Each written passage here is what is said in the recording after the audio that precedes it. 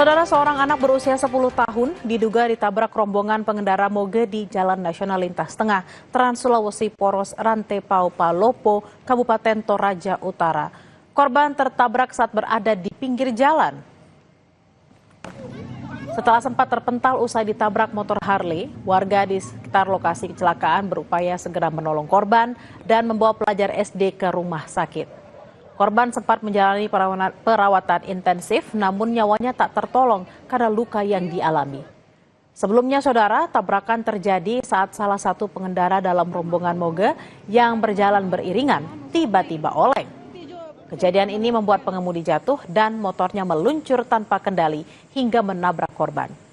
Korban pun langsung terjatuh bersamaan dengan motor yang juga terperosok ke dalam sawah.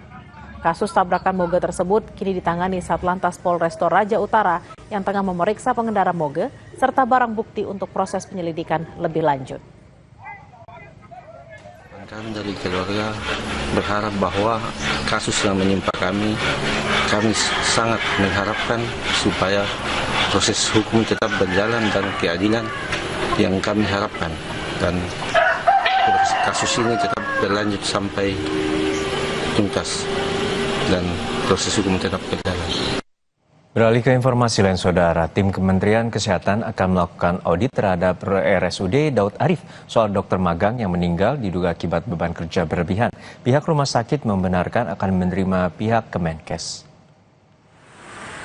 Dugaan beban kerja berlebihan yang mengakibatkan seorang dokter magang asal Universitas Sriwijaya meninggal.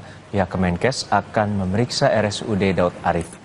Dr. Mita, dokter yang sedang magang di RSUD Daud Arif Kuala Tunggal, diduga meninggal karena beban kerja berlebihan selama magang di RSUD. Pihak RSUD membenarkan pihaknya akan menerima kedatangan tim Kemenkes. Pihak rumah sakit tidak berkomentar banyak soal insiden ini. Pihaknya menyerahkan sepenuhnya kepada tim Kemenkes.